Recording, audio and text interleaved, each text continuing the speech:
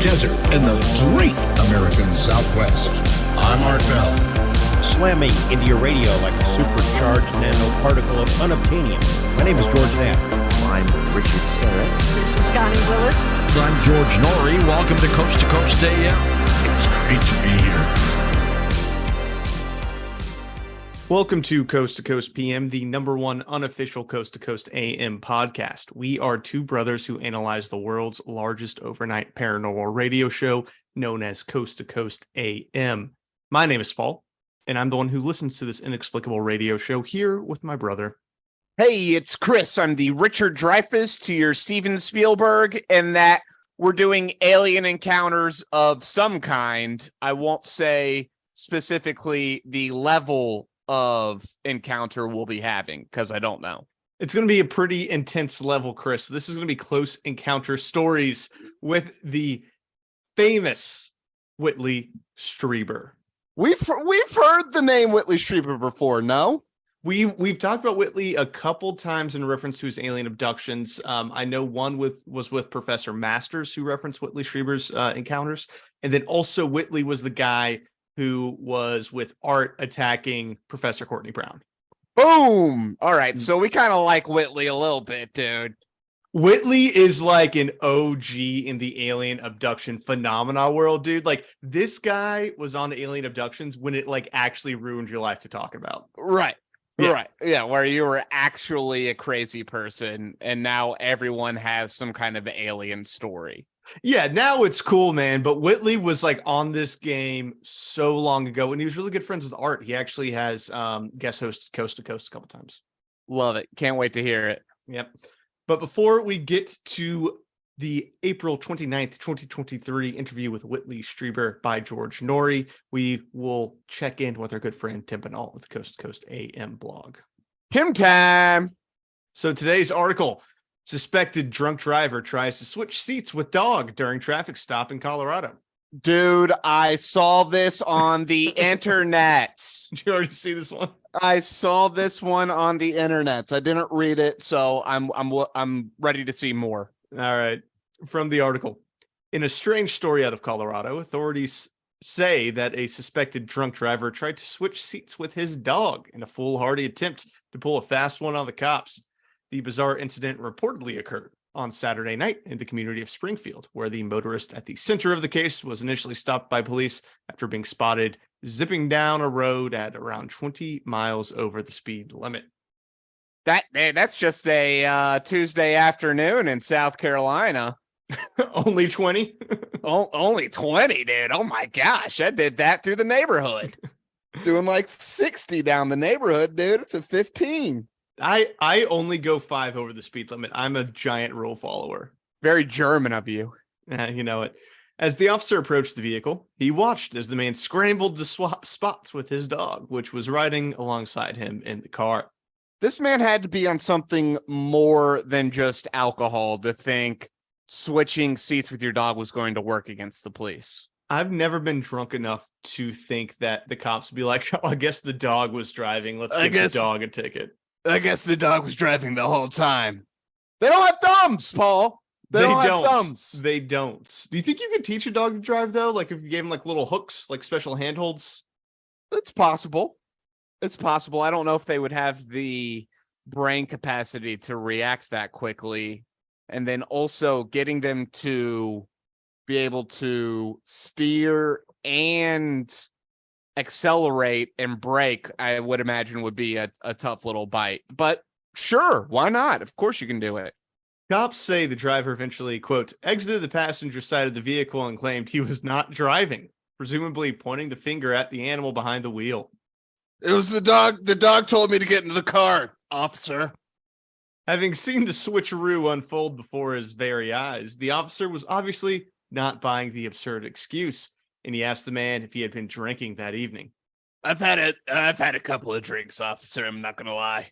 I don't think the officer would have needed to see the switcheroo to know it occurred. Right. Not a requirement in this scenario. It's more terrifying if the dog had been driving the whole time. That would be very scary. A little bit. Would you say it was a race dog? But dumb. The motorist responded by making yet another poor decision, as rather than answer any questions, he took off running from the scene. Oh, wow, dude. This guy was definitely on some drugs. This Yeah. was not alcohol alone. The gormless getaway was short-lived, however, as the cop quickly brought him down around 60 feet from the vehicle and subsequently arrested him for driving under the influence, as well as several other offenses related to the wild traffic stop. As for the dog that he had attempted to throw under the proverbial bus, it's kind of funny, actually. That's a good one. That's good. Police say that the animal, quote, was given to an acquaintance of the driver to take care of while the party was in jail. That's nice of the police to let the guy call somebody to come pick up the dog. I've always wondered that, like, where does your dog go if you get arrested? But I guess they allow you to contact a friend. It's dependent the pound. I've had to deal with it before. Somebody getting out of jail and being like, where the hell is my dog? I was like, have you been arrested a lot, Chris? Several times. They keep taking my damn dog. Poor Riker. They also jokingly indicated that the canine, quote, does not face any charges and was let go with just a warning. The dog, dude, wouldn't it have been funny if the dog was also under the influence and they're like, okay, well, we got to at least charge the dog with public intox. This dog is hammered. Blowing a .08, dude. Dog's just weaving between the lines, dude. Can't even do it. It's ABC's backwards.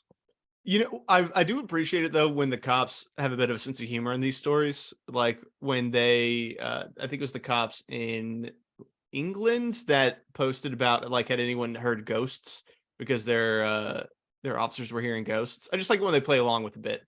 Yeah, dude. Well, you know, most cops are just like chuds. You know what I mean? They're no more likely to believe in paranormal and conspiracy than the rest of us. What is a chud? When I think of chud, I just think of like frat bros, but in their 30s. Oh, okay. See, I'm not online enough. I'm kind of like an AM radio guy. Right. So I don't know what the kids are saying these days. What's the most common profession to be up late at night? Cops have to be in the top 10, dude, for sure. Oh, yeah, they literally have to. They don't have a choice. So I would have no idea that cops would want to play along with weird stuff because you got, just like anybody else, dude, you got to eat up the time. Yeah. And when you're a cop, you're on the man's time, dude. And so you're even more likely to screw off. Mm-hmm. You're on the taxpayer's dime, dude. Nobody cares. With that, Chris, let's jump into some housekeeping. You can support us on Patreon, where you can get early access to episodes. And we're also doing a patron exclusive series where we're reading through Bill Cooper's Behold a Pale Horse and analyzing that. It's much like this show right here, but with Bill Cooper instead. So join us over there on Patreon. The link will be in the show notes to find us. For as little as $2, you can join and support the show. And our patrons actually just bought Chris a new mic, so we really appreciate all of you. Our audio quality should be improving within the next week. I've been using a gaming mic and it just infuriates Paul for some reason. I didn't think it sounded that bad. You are so loud. You are so loud. That's just me. I'm just a loud person. We need a condenser. We need gain control. We're really going to work on the audio for a year or two. It's going to be great. All right. Okay. After a year, we can improve. I'll allow that. And then eventually we'll get someone to actually cut the audio for us. Yeah, a professional to do something for us. You can find us on Reddit, Coast to Coast PM on there, where Chris will answer questions and I will occasionally jump in. We got a Twitter, C2C PM Pod. We have an email, c2cpmpod@gmail.com. All of this is in the show notes. And I think that is it, unless I forgot something. So 2 close encounter stories with Whitley Strieber from April 29th, 2023. If you are unfamiliar with Whitney, he is an author best known for his book Communion, which is about his alien encounter experiences. He has had very many, but this particular time he was on Coast to Coast with George Noory to discuss his new book called Them, which is actually about alien encounter experiences that people have written into him. All right, so Whitley Strieber, let's actually play George Noory's interview because I think Whitley just deserves that. Like I said, he's one of the OGs. And welcome back to Coast. George Noory with you, noted author Whitley Strieber with us, best-selling author of more than 30 best-selling books, including Communion and Superstorm that he wrote with the late Art Bell. His latest work is called Them. Whitley, welcome back, my friend. How have you been? Oh, busy. I'm glad to be back, though. I have been working on them for years, and that's why people haven't heard much of me except on my website and on Dreamland. The book completely possessed me, and I think I've made some major breakthroughs, so I'm glad it's out. We got breakthroughs, Chris. Major breakthroughs. From the Whitley Strieber. So what's the book about? So over the years, apparently, a bunch of people kept sending him their alien abduction stories. Right, So- because he was the alien abduction guy. Yeah, and there's who else would you send it to back in the day, right? Like, 2 decades ago, Whitley's like the guy that you send this to. So then he saved all the letters, and I guess he never did anything with them. And then eventually he goes back and reads them all in unison, and it's like, oh, there's all these patterns. So then he basically takes people's stories over the past couple decades and then lays them out in his book, so you can kind of see like the patterns of these abduction experiences, with it being something's clearly happening here. Right. Just pattern recognition and seeing what are the commonalities between all the stories. Yeah, exactly. Okay, all right. We're in solid territory right now, dude. Dude, he's grounded. This guy is legit. Yeah, we're in solid territory. And if anything, it's just good work, dude. What are the commonalities between all these stories? Because here's the thing, not all of them are making it up. Yeah. Some of them are having a real genuine experience. Now, what that experience is, I don't know, but it would be nice to get the commonalities between all the real ones. I agree. But before we get to some of these experiences, we're going to dig into the alien phenomena more in general. So the first thing that Whitley gets into is talking about disclosure. He does not think disclosure is going to happen. What I tried to do here was to take another look at a subject that we're not getting anywhere with. The government is going to continue to stonewall, and I'll tell you why over the course of this show. They will continue to stonewall. They will not. There is not going to be a magic moment of disclosure unless it is induced in some way, from the outside in some way. And from the outside, I mean outside of government, not necessarily landing or anything like that. What do you think, Paul? I struggle with this one because I do think eventually if something is happening, they're going to have to tell us, because it will eventually leak, even if it takes a while, unless it's so locked down that only like a handful of people know what's actually happening. If there are enough people involved, we will find out. So I don't know. I think the government will have to tell us something eventually, but I do agree. I don't think the government's going to want to. I don't know. What do you think, Chris? Yeah, I think you're kind of both right. They're going to hold on to the secret as long as they can. Because this is life-shattering stuff. This is going to totally change everything. I really do buy that notion that this is going to mess people up. Not only that aliens exist, but that they've been visiting Earth and that there's a mothership off the coast of the Bermuda Triangle. You know what I always wonder, though, and we're never going to know until it actually happens. What if we find out and like no one actually gives a shit? Because when we found out that the government actually knew about UFOs for a very long time and had been recording them and we didn't know what they were, it was a news story and then everyone forgot about it. Part of me is like, what if we find out there's aliens? It's going to be a bigger deal for sure. Maybe like a month of the news cycle, and then it's just back to normal. Like it wasn't even that big of an impact. Do you think? I think people will not so much be frustrated about the aliens or surprised about the aliens, but that the government possibly had contact with them for so long. and kept it under wraps for so long. I mean, we're just in a period where we have found out most of our institutions that we believed were these like shining golden pillars are all crumpled, dude. They're all like defecating and just having death rattles, dude. And like we're all finding out. I always compare it to glasnost and perestroika in the Soviet Union, like except that was the Soviet Union's policy. They decided to tell the truth about all the stuff that's happening. The American government is not telling us the truth. They are consistently lying to us. We find out about the lies. You know, it's almost like if you've ever told a lie to someone, even like a white lie. Like I've unintentionally lied to someone before, and it's been a situation like, oh, I misspoke, I said something weird, but then I don't correct it, and you don't correct it for long enough that you're like, I have to keep this going because it would be weird for me to bring it up now. It's kind of similar with the government. We're like, shit, maybe we should have said something, but like we haven't, so we kind of just got to keep pretending like nothing's here. The cover up is worse than the crime, Yeah. almost always, except there is no cover up because they can just keep lying. Well, here's the thing, Chris, is that the government says we haven't had contact yet, though. Which is a lie. Claim is that has been made that there is no contact at all.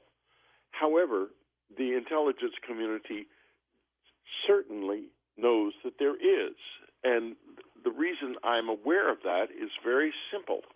Dr. David Webb, who was a member of the National Commission on Space and was chairman of space studies at the Center for Aerospace Sciences at the University of North Dakota, and had been, according to what he told us, in the intelligence community for many years, spent time at our cabin, acknowledged, in fact, in the introduction of communion, because of his support. Now, he was certainly talking to people in the intelligence community about what he was finding at that cabin. He never had a direct close encounter himself, but he did, I believe, as I recall, meet people who had, and he certainly had very extensive conversations with us. So those reports exist somewhere. I love those reports exist somewhere, dude.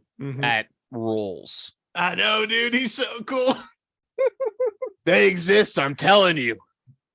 I'm telling you, George. You got to believe me, George. They're there. The Well, reports exist. For context, too, when he refers to his cabin, that's where a ton of the alien abduction experiences occurred, right? That's where he was like essentially messed with by aliens. It's where they took his like genetic material, if you know what I mean. Right. Stuff like that would occur at the cabin. You're talking anal probes, dude. Oh, and a lot of, I believe there was also, I haven't read Communion, but I believe there's also some like semen involved. We already brought this up, dude. Prostate milking. Well, I mean, if we go back to Professor Masters thinking about the fact that maybe there's some sort of genetic collapse in the future, and these are actually us from the future needing genetic material. It's an interesting idea. It really is I really a like that, fascinating concept. I hope not, though, dude. I'm hoping it's not future humans. I'm hoping it's extraterrestrials from a different planet. It would be less awful, for sure. All right, next up, one of the reasons why Whitley says that we aren't going to hear much about this is because they're not documenting any of it. None of this information is actually being written down. And as I have been told many times by many people on the inside, the rule of thumb is pencils up during meetings. You don't take notes. You don't commit anything to paper. And in fact, Arthur Exon, General Exon, who was, I believe, a lieutenant colonel at Wright Field when the Roswell materials were brought in, and was a family friend, told me in 1988 that he was still going to write Pat to liaise with the scientific committee that was working on this subject. Wow. because there was so little paperwork from the past, and they had to know what had been done and also where to find what did exist. Now, if there is ever a time when any historians start trying to put this story together, you know what their primary source material is going to have to be? It's going to have to be the newspapers of the period, because the official record is going to turn out to be gone. That one rings pretty true to me. I bet there is not a lot of written record when it comes to this stuff. I imagine that most of the written stuff comes from the military, like the Air Force, the Navy, when they've ran into these objects in the wild. Mm-hmm. But I imagine that it probably would be handled a lot like we saw with Billy Coops and Behold a Pale Horse, dude, when his naval submarine came across a UFO. They're going to be like, you didn't see anything, did you, Cooper? No, sir, I didn't see anything. That's right. You're a great, great soldier, Cooper. You didn't see anything. Like, that's how this is probably going to be handled most of the time. You're gonna go far. Unless it's the group that is directly responsible for it. Like we've said, like we were saying in that episode, it's a bureaucratic structure, dude. At the end of the day, the whole federal government is. And so there will be a group that has jurisdiction over UFOs and UAPs, essentially. Yeah, and the interesting thing that Whitley brought up that I hadn't thought about is the lack of institutional knowledge because of the refusal to document anything. So that people who are attempting to research this have no groundwork, they have no foundation because no one's writing shit down. And to me, it's severely, if this is true, it's severely hampering our ability to figure out what's going on, because if we are having encounters like Whitley's talking about, these encounters aren't necessarily like a parlay with the aliens, right? So if we don't necessarily know what they want, they are visiting us but not meeting with our leaders, and our refusal to write anything down is going to keep us from figuring out what's happening or how they're doing this or how we can like potentially protect ourselves or better understand what's going on. Now, all of that would be slightly irrelevant if we do have government officials who are meeting with aliens. So that's more in just a scenario of like, we aren't necessarily on equal footing with them. Right, dude. I mean, it's the mice getting operated on or getting tested on and then going back with the other mice and being like, guys, you're not going to believe what just happened to me. They put me in a maze, and at the end of the maze, there was a piece of cheese. Just like that. But I mean, it's like if we were trying to figure out like what capabilities like Russian or Chinese drones have, but no one would like write it down and no one was talking to each other. We would never figure anything out. Yeah, you got to commit it all to memory. Yeah, that's not efficient. So that is a concern, honestly. That's a concern for sure. On top of the fact that it's also going to prevent disclosure because it's hard to leak something that doesn't exist. Super mafia style, though. Very mafia. It's almost like the American government can behave like the mafia at times. So one of the things that he also gets into is that the little bit of record that there is actually being destroyed. He references Adam Schiff here. It's actually Congressman Stephen Schiff, who has passed away. They just got like the first names mixed up on this clip. Just a heads up. Adam Schiff was elected by that area of New Mexico to find out the truth about the Roswell That's incident. right. That is right. Yeah, and when he went to the Defense Department, they stonewalled him. And he called around to various people, including me, saying, what should I do? And I said, my thought was, go to the General Accounting Office. They have to answer their questions by law. They don't have to answer yours. So he did. And the GAO found that every single piece of paperwork from Roswell Army Air Force from 1947 to 1952 had been, quote, illegally destroyed. Everything. Wow. And, you look at that and you think, well, what were they doing? Why would they bother to do that? Yo, Whitley's a real one, dude. Going to the GAO was such a intelligent move because those are the accountants. Mm-hmm. Those are the government accountants, dude. They literally don't care. Those are the best people to go to with FOIA requests and stuff because they just have all the bills. And so that was such a smart move to go to them first. I'm telling you, dude, he's legit. He's legit, man. He's not, like, so much on Coast is someone who's like, well, I was in my bedroom and I was meditating, and then I started speaking with, aliens from like Zeta Reticuli or some shit. You know what I mean? Right. Just like kind of just like astral projection nonsense. Whitley Strieber is in it, dude. He is in it. He's not messing around. FOIA request to GAO, very, very smart, dude. And that FOIA is Freedom of Information Act. But that's the place to go, dude. If you got questions, go to your state accountants, go to your city accountants, go to your county accountants, dude, and just start writing Freedom of Information Act requests if you have questions, because like they just send you the documents. They're like, all right, this is all the transcripts that we have on where things paid for, dude. And if you follow the money, dude, you'll follow the corruption always. That's legitimately strange that the government actually destroyed the documents. It is very strange. I don't really have a good explanation for that one, man. It's almost like something happened out there in Roswell, New Mexico. Something happened, dude. Something secretive happened. Well, the problem though is, according to Whitley, even when something secretive happens and like maybe some information's being leaked, you can't trust whistleblowers.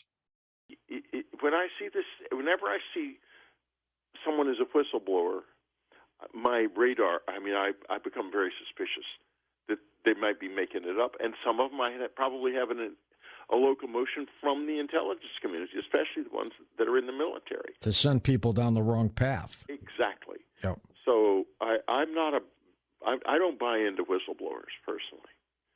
And people who are revealing classified information and not getting dinged for it. I don't think so. Whitley making a whole lot of sense, dude. Whitley making a ton of sense. Limited hangouts. And not just limited hangouts, but like misdirection limited hangouts. Because that's the thing, man, is that when people are leaking information and a lot of bad stuff doesn't happen to them, look what happens when Ed Snowden leaks information, right? He has to run away to Russia, Right. The U.S. government doesn't like it when you tell its secrets, and it will lay down the hammer.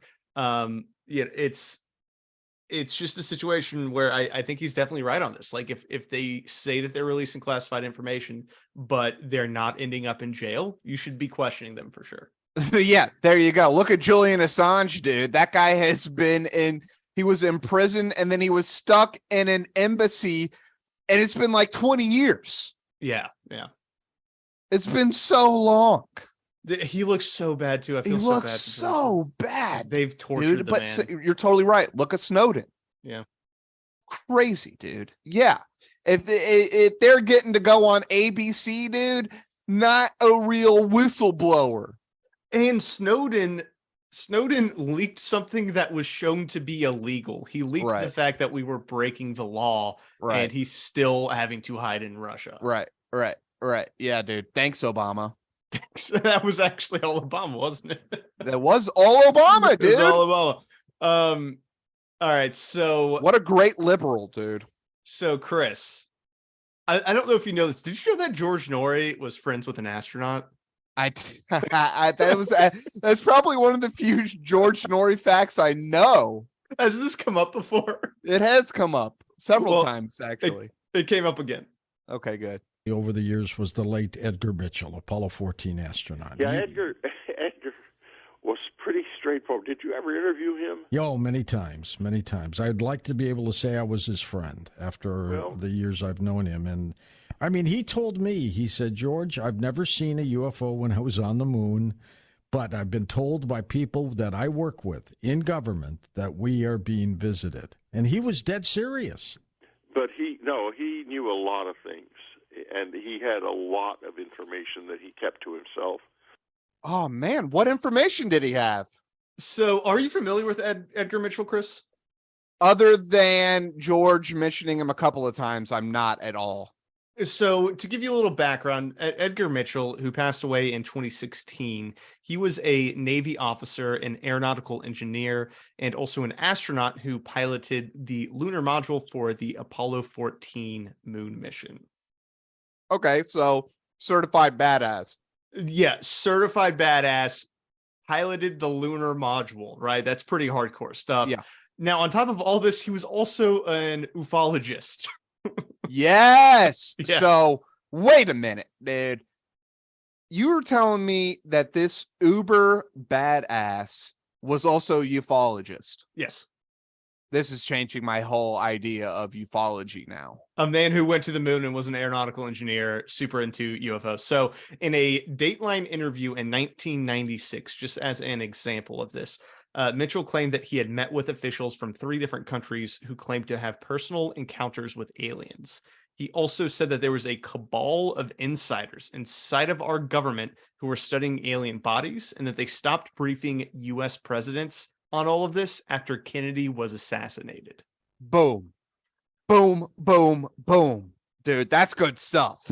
It's tying all the classics together, man. That's good stuff, dude. Oh, man. Because guess what? That probably means the CIA killed Kennedy. That's all I'm saying. That's what I'm saying, dude. That's what I'm saying. And it may have been because of alien technology. Yeah, yeah. It may very well been because of alien technology that he was going to share with the Soviets, dude. To bring us all together. Oh my gosh, dude. I bet they had some sweet, like, free energy devices, or like ensure that nobody ever goes hungry again. Kind of like free asteroid mining almost, and it would have just like made poverty non-existent. But the CIA needs to feed off of the negative energy that comes from repression. That is the most magical explanation of the CIA. Yes, dude, they have to, because they're worshippers of Moloch, dude. Worshippers of the snake and the dragon. Bring it back to Billy Coops. So you asked about Edgar, though. Yes. What kind of dirt he had. Let's get into what kind of dirt he's got. And Edgar was particularly loquacious about alien species and so forth that he knew were around, and things I didn't think we really had any proof of, but he insisted we did. But never did I hear him speak about any of these things in any even semi-public situation. No, you're That was right. the only time he really opened up, and so he knew things. He knew a lot of things that he didn't talk about, and I've often wondered where that information came from. I know there's a briefing that I know some people who have gotten it. They've gotten a long 2-day briefing. I believe Jim Semivan has mentioned that he got that briefing that goes through the whole history of this insofar as it is still remembered. Can you imagine receiving that briefing? I cannot. I would flip out, dude. This is everything we know about aliens and UFOs coming to Earth in the last 60 years, 70 years. That would be the most nuts briefing of my entire life. Dude, and so here's the thing, too. You know I love playing the skeptic, Chris. Like, I feel like that's kind of my bit on the show, is I got to be, like, kind of anti a lot of this stuff. When it comes to Whitley Strieber, I lose all skepticism. I don't know what it is. I just think this guy's awesome, and I just bite into it so hard. And I would freak out if there was like, well, it was like, hey, I got a copy of the super secret report that my buddy had. Like, I would lose my mind.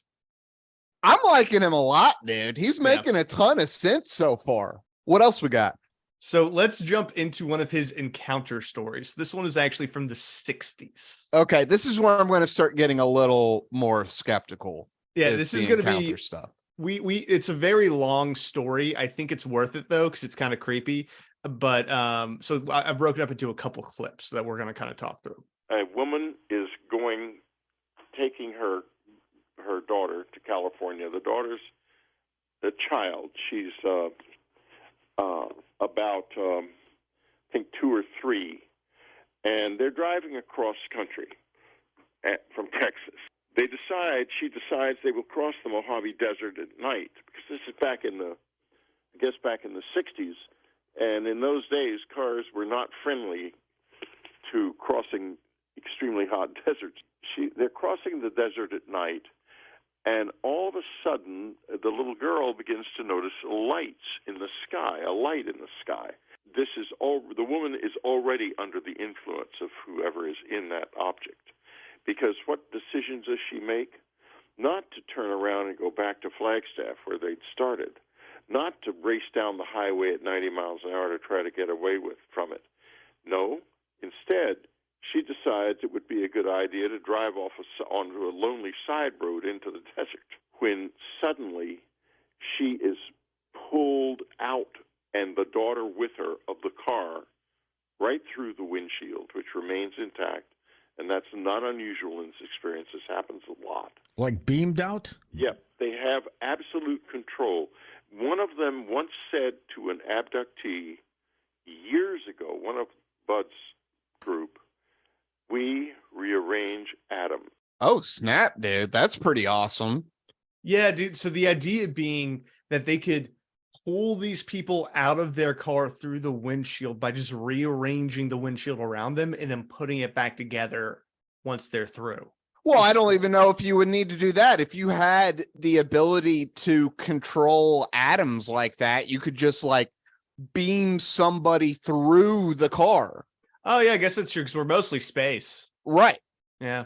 You know what I mean? It's just Star Trek. Yeah. So, okay, what else we got? So next up, she goes onto their ship, Chris. So that they end up in this space with all of these TV screens. The daughter is gone, and the mother is in this situation, and she's told that she's a member of a very ancient family called the family of Ram, R-A-M-N, and that they are there because they wanted to reconnect with her. They are very careful to give her a name. They said that this had been always her name, and for many, many thousands of years, and that this name, it was essential that she remember this name. She had to remember it. And they told it to her again and again and again and made her memorize. Not liking this part, dude. You know, not a big fan of this part. The ancient bloodlines, and she's actually like part alien, and she has some secret name that she's supposed to remember, all that. Yeah, dude, don't love any of that. what it reminds me of is past life regression, where everyone was like a pharaoh or a queen or something, you know what I mean? Like everyone's super important in their past lives, when in reality, none of us would have been. I think this is kind of the same thing, where it's like you lived in poop and pee most of your life. Well, and it would be the same thing with aliens, right? Like most aliens aren't important. Doo-doo on your hands 24/7 for about 45 to 50 years, and then you died in some terrible manner, probably disease. You died of dysentery or something. Right. But it would be the same for aliens too, right? I mean, I guess I don't know the hierarchy of aliens. Maybe it's like a hive mind situation, but I'm guessing if there is a hierarchy, that means that most of the people are not relevant to the structure, right? Right. So that I would just assume like most of the aliens aren't important. Most of us aren't important. I just feel like if I were an alien, I wouldn't be an alien that mattered very much in terms of like, you are powerful and here to save the world by remembering your name. You know what I mean? Well, and I think we've already solved this problem with bubble consciousness, right? That we're all part of a collective universal consciousness. We just get a little piece of it. And then when we die, we go back to the big bubble. And so, in fact, kind of everyone is a pharaoh. Everyone is a crazy, cool extraterrestrial alien that came to Earth thousands of years ago and created a bloodline on Earth. Everyone has that, right? Everyone is a little piece of it. We're all part of the Godhead, man. That's what I'm saying, bro. Little piece of God right in your heart, man. So anyways, all right, not loving this encounter story. All right, well, let's there's two more parts to it. So let's finish it up, and then we'll get your take on it. All right. And they get to California, and the little girl tells the mother that these people told her that there were bugs inside her, and they couldn't get them out. They couldn't cure her, and that she was going to die. She then gets a disease, a disease of the nervous system, a cancer of the nervous system, very rare, happens in childhood. The mother, desperate to save her child, rushes back to Texas with her to where she perceives that there are better doctors in Houston, and the child dies of the cancer. That's good stuff, dude, because it actually is attached to the 4chan UFO whistleblower. Oh, back to the 4chan. Because that whistleblower claimed that aliens are really only interested in two things when it comes to abduction. They're interested about diseases, and they're interested about the effects on humans of radiation. And so this actually lines up that they would want, if this was like a truly a incredibly rare autoimmune disease, aliens would probably want to abduct you. And the other claim was that they would only abduct you in low population areas. So the Mojave Desert, pretty low population. Pretty low population. Why do you think it is? Because I think there's the natural thing of like, you want to go in low population so that you're not seen. But I feel like they would have the technology to be able to abduct us from anywhere, wouldn't they? I would think so, but they would naturally be cautious. Yeah. And just it's difficult to abduct somebody for several hours in the midst of a giant city.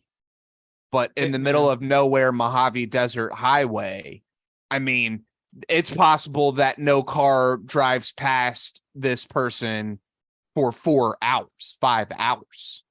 Yeah, that's true. And no one's going to come calling for you in the middle of the Mojave Desert either. Right. Especially back in the day, there was no way to contact you until you got to the next rest stop.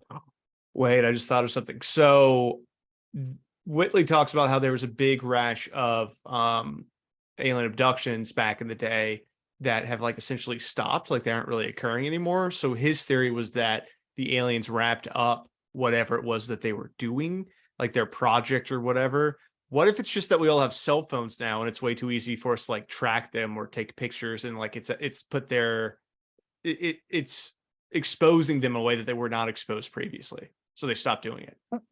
They've become incredibly more secret, right? So they have to be, they're not just abducting willy-nilly anymore.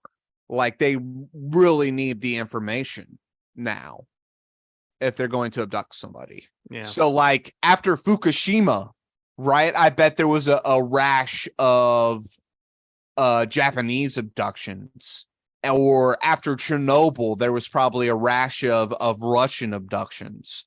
Ebola in Africa, I bet there's always abductions around there, right? These like strange things that happen. I can only imagine with Corona, dude. That was probably a pretty ripe time for abductions. Thought you're having a fever dream, you were actually getting abducted. That's exactly right. So there's one last part to this story that's kind of important because it also ties in a lot of these stories together. And it has to do with this mom after her daughter tragically passes away. She gets a call from a friend. And a few days after the little girl has died, she gets a call from a friend in Houston who's legally blind. But this friend says, I'm coming up to see you, and I'm leaving right now. I have something to tell you. I cannot tell you on the phone. I don't know how. And in a few hours, there she is And she tells this story. I woke up in the middle of the night, and the entire roof of my house was gone. It was just blackness. And there were these two beings there, and your daughter was standing between them. And they said to me they had been trying to get through to you, but they couldn't because you were so grief-stricken you weren't able to notice them. And they wanted me to tell you that your daughter is all right. Dude, are the aliens doing like a 4400 or Heroes thing? That was what I wanted to ask you about, because what are they doing with that girl? Yeah, dude. Do they have like an abductee zoo or something somewhere? And that mothership off of the Bermuda Triangle? So in like removing myself from the situation entirely and just looking at this from like a lore perspective, right? Like, what is the lore that we're getting at here? The two main things that popped in my head, I didn't think of the 4400 thing. I think that's awesome, which is a callback to the show 4400, where a bunch of people were like abducted and then came back with special powers. I think what was that on? That was future. That was future humanity abducting them. Yeah, future humanity what was that network? USA. It was on USA. Yeah, that was a great show. Great show. But the two things that I thought in terms of like what we've discussed on the show previously was these are some sort of angelic beings that are interacting with us. And they have like the spirit of the daughter, because like if she had passed away, how else would she be there? Or number two, they had cloned the daughter, which I'm super uncomfortable with. I don't really know of another explanation. Don't like the cloning idea, Paul. I don't like that one. Don't love the cloning idea. I'm going to lean towards interdimensional, but still don't love that idea either. I guess, yeah, like some sort of interdimensional beings, like wherever our soul goes. But why are they coming to us? Why are they here? Yeah. I don't know, dude. The lore on this one is strange. I am never a giant fan of abduction lore, because this is the part that makes me question everything. The abduction scenarios do? Yeah. Well, and apparently Whitley goes into another example of dead folks show up a lot to people who are interacting with aliens, which is not something I'd heard of a ton. But he gave an example of someone who was visiting his cabin, and she was like driving up the road. And while she was driving up, she saw her brother, who had disappeared like 2 decades before, was in the road. And then she shows back up like shaking and talking about like, oh my God, like I just saw my brother. And then he just like disappeared. So I don't know, man. Apparently dead folks are showing up all the time around aliens. Do you think this is Carl Sagan's contact coming into the cultural zeitgeist? Because Jodie Foster sees her dad. That's how the aliens come to her. Do you think that it's based in reality, or do you think that people are projecting because they watched that movie or read that book? Ooh, that's an interesting idea. I was thinking that people are taking that idea upon them, but you're totally right. Carl Sagan could have gotten that from the zeitgeist, from the conscious bubble, right? Maybe. That and the alien, or maybe the aliens were like, actually, that's a pretty good idea. Like, let's just be their like dead relative, and so it'll be a little bit easier for them to accept this weird thing that's happening. That would be so funny if the aliens were stealing ideas on how to abduct us from our movies. From watching our media, Carl like, Sagan. That's really smart. That's really smart to do. That's a great idea. Yeah, they're just like watching all of our contactee stuff. Oh, I hope that's the case. That is my new goal. Is I want the aliens to be doing that. Well, we have another experience, Chris, that I wanted to share with you, and this was a guy who started getting really severe headaches, and then he had a very strange experience. A little while later, this noise comes over his house, this throbbing noise, and he begins to feel as if his soul is being pulled out of his body. His wife embraces him and ends up embracing him on top of him. And they're struggling with this thing throbbing above the house. and his soul going up, and his wife calling to him and holding him and saying, "Don't leave, don't leave." And this goes on for 2.5 hours through the whole night. And then at dawn, as dawn breaks, the throbbing noise slowly disappears into the night, into what is left of the night, and they are left alone. Was someone trying to steal his soul? Or was someone trying to replace it? What was going on there? Whoa, dude. We're talking about soul replaceal now? I don't know where that one came from. I don't like that idea at all. It kind of reminds me of Dark City, the movie that came out around the time of The Matrix, where the aliens were running a city and were literally just like switching all the humans around so that you would have a completely different life when you woke back up. I haven't seen that. Oh, dude, that's a great movie. Dark City, dude. Definitely recommend that highly. I'll check that out. Yeah, I mean, terrifying thought that one, they could remove our souls, and then two, replace it with something else. I don't like that. I'm actually going to disagree that extraterrestrials would have an ability to take out somebody's soul. I think this is actually we're getting into like super metaphysical, universal evolution here. But I would imagine that is actually one of the reasons why these aliens, if they are coming to Earth, they don't have these answers. They don't have these like universal questions that we tangle with on a daily basis, right? Like, do I have a soul? Is there a plan for me? Is there a Godhead underneath all of this? They don't have the answers to those questions either. So I don't think they would be able to take our souls or change out our souls.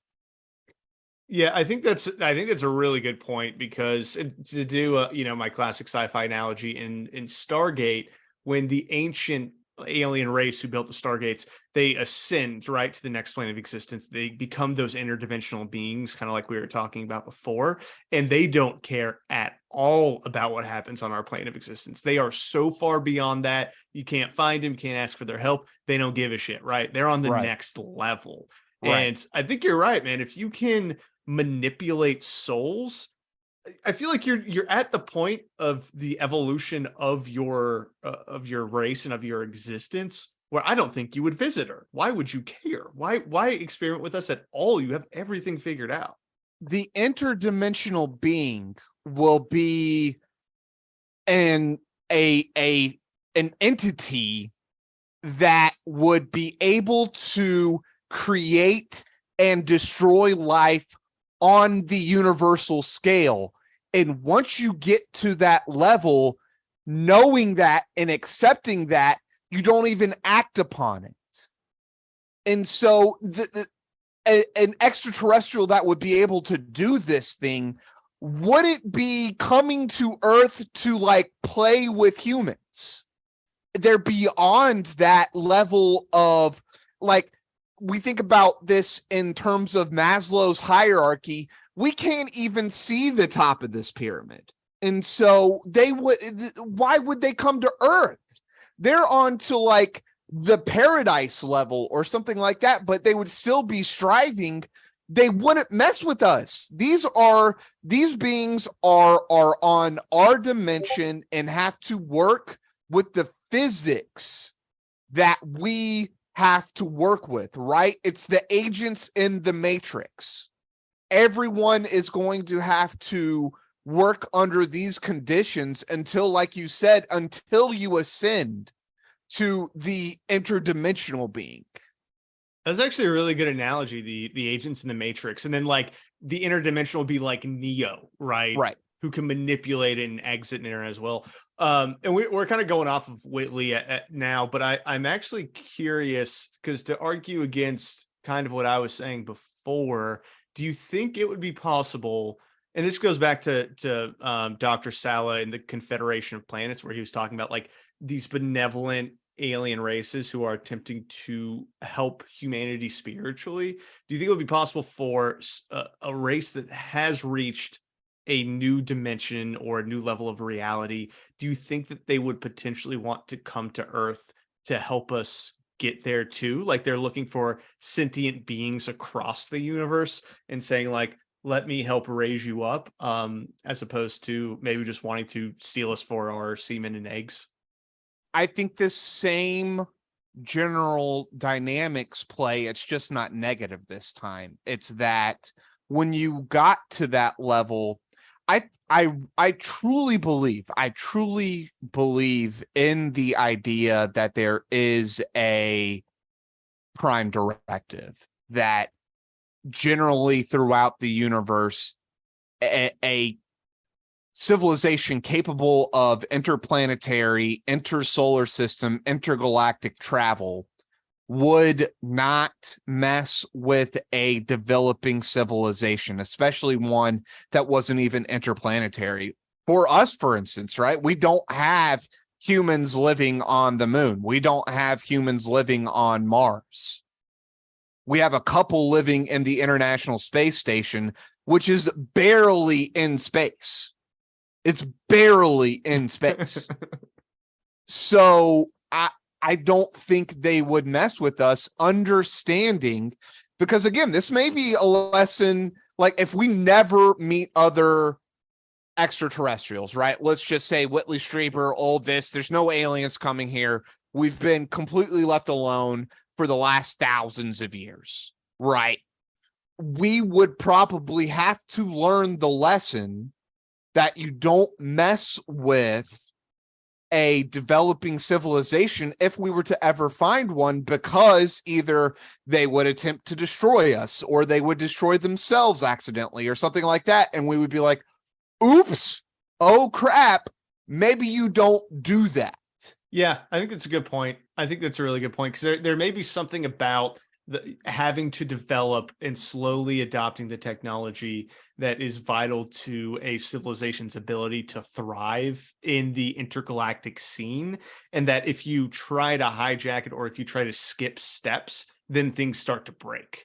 And that's when a civilization ends themselves, right? Because imagine if you gave like a bunch of people in medieval Europe a nuke. Like, what do you think they would do without fully understanding what the implications were of that? You know what I mean? It's keyholes, and the keyhole, you can either unlock the potential and evolve the civilization as a whole, or you can lock and terrible things can happen, right? And we are now in the part of our keyhole development where it truly is civilizational wide, the effects that it can have. Nuclear weapons being example of this, are working to bioweapons like the coronavirus are another example of this. And so all these things, what we learn from them can make the world better. But when used terribly, like any other tool, it can lead to our destruction. Well, Chris, do you want to hear Whitley's final thoughts to wrap us up on aliens and how they're actually playing 4D chess with us? I absolutely want to hear this. Let's do it. Whatever happened at Roswell, I think they meant to crash that device there. I think, and they did it because they knew that it would be the beginning of secrecy, and they knew they could not do what they wanted to do with us without the government being completely secretive about it. So you're saying they engineered the secrecy? They engineered the secrecy from the beginning. Whether they did it on purpose or by accident, I cannot know. But it was their actions that caused the secrecy. And during the abduction period, the secrecy was essential. They couldn't do that. If we had known that was happening, this would have been, you talk about guns, we got guns now. We would have had a fairly large number of guns around at that point. Oh, yeah. And there would have been lights everywhere. People would have been waiting for them. I love the idea of an alien just like in the mothership smoking a giant doob and is like, hey guys, watch what happens when I do this. It's going to send a whole secret industrial military combustional complex for the next 70 years. It's going to be so funny. This is just like a bunch of teenagers like screwing with us, alien teenagers having a good time. That's the only idea. I know you're being facetious, right? But that's truly the only idea that makes any sense, that this is a civilization that grew up too fast. The keyhole didn't destroy them, but they also didn't learn the lessons they were supposed to. That would be the only real reason why I can imagine that they would mess with us like this.